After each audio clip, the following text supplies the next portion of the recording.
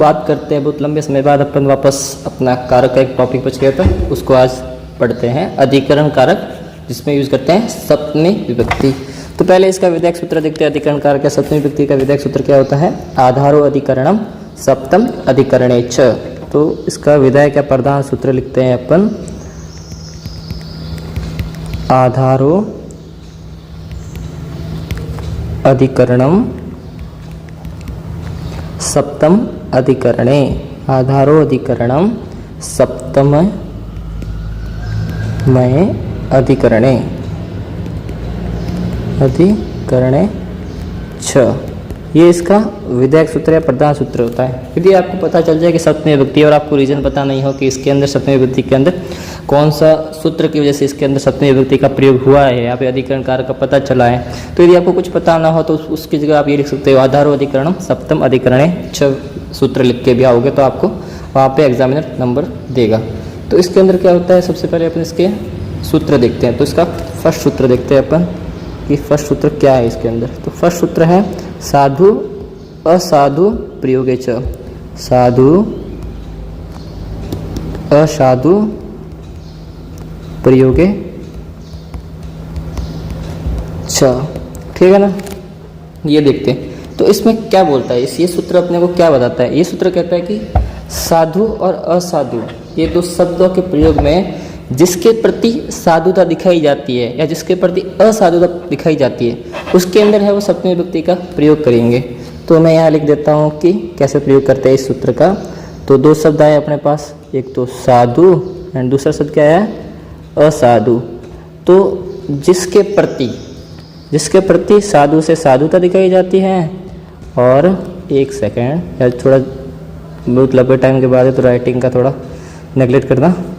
तो साधु के लिए तो आएगा साधुता एंड असाधु के लिए आ जाती है असाधुता।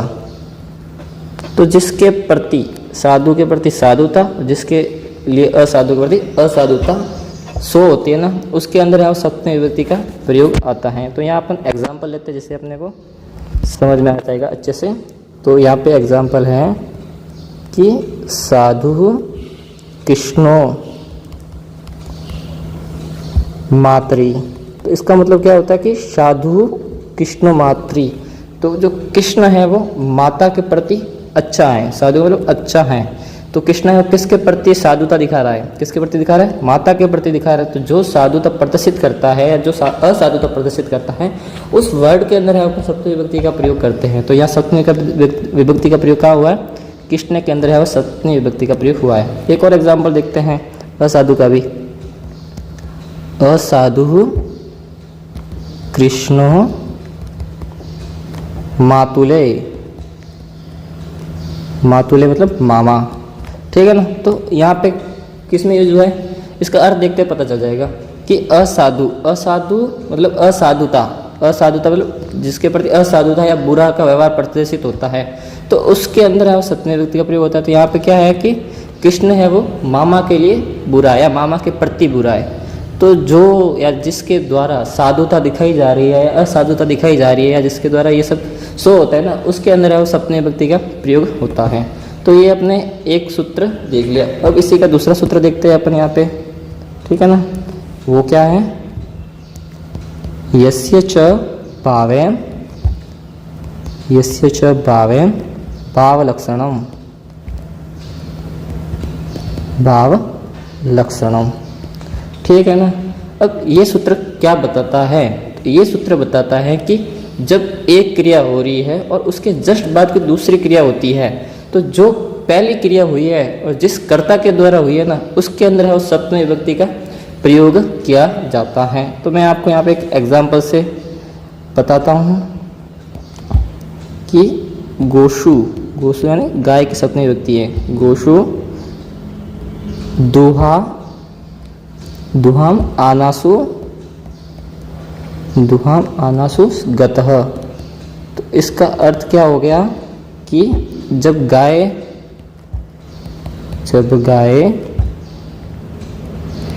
दूही जा रही थी तब वह गया।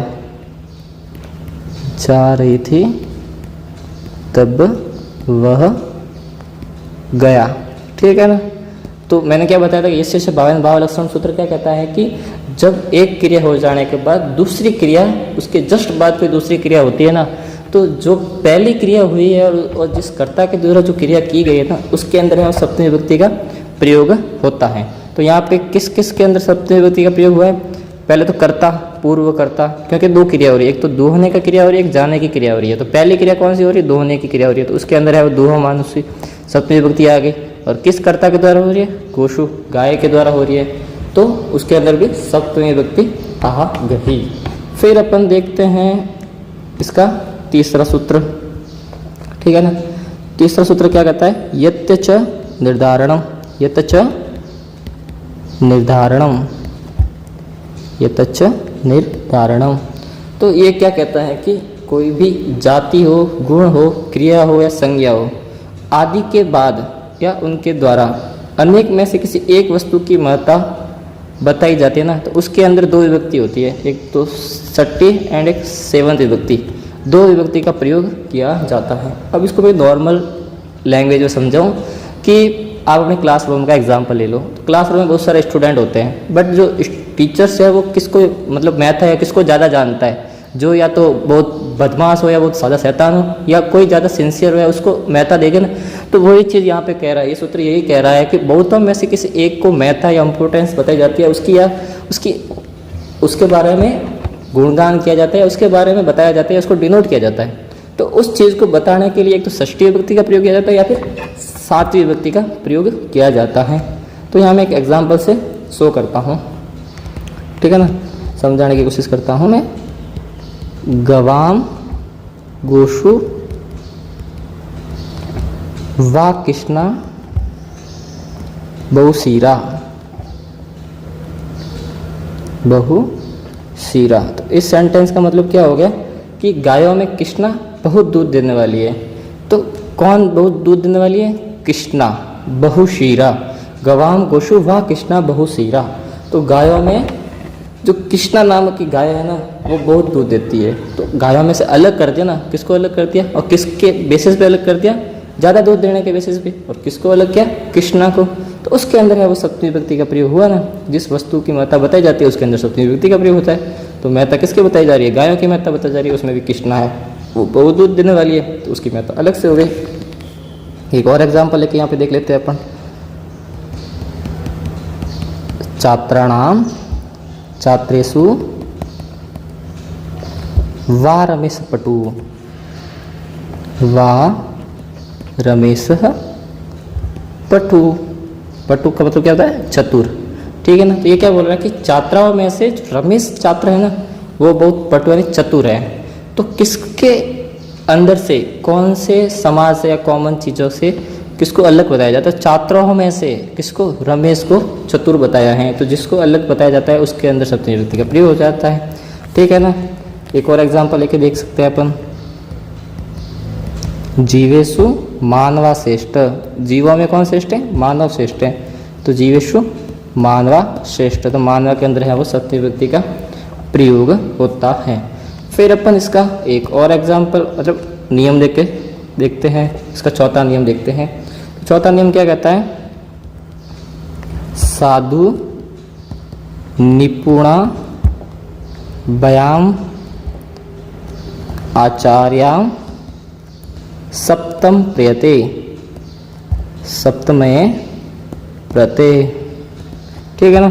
ये नियम क्या कहता है? ये नियम कहता है कि जो साधु और निपुण शब्दों में के योग में है उस सप्तमी विभक्ति का प्रयोग हो जाता है। दो शब्द आए यहाँ पे, एक तो साधु शब्द आया है और निपुण शब्द आया है। तो इन दोनों के योग में है वो सप्तमी विभक्ति का प्रयोग किया जाता है। तो यहाँ पे अपन एग्जाम्पल लेके देखते हैं।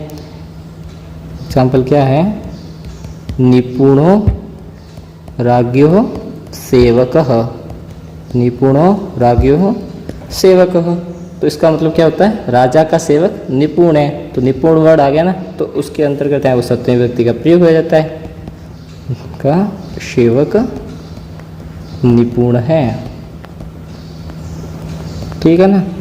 फिर अपन देखते हैं इसके अगले सूत्र को। अगला सूत्र क्या है? यस्मात् अधिकम यस्मात् अधिकम यस्य च ईश्वर वचनम,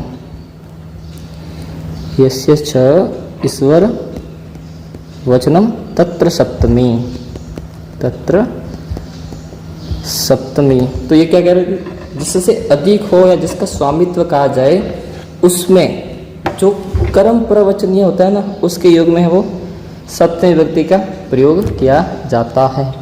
तो अपन एग्जाम्पल से समझते हैं यहाँ पे कि क्या कह रहा है, अधिभुवि राम, अधिभुवि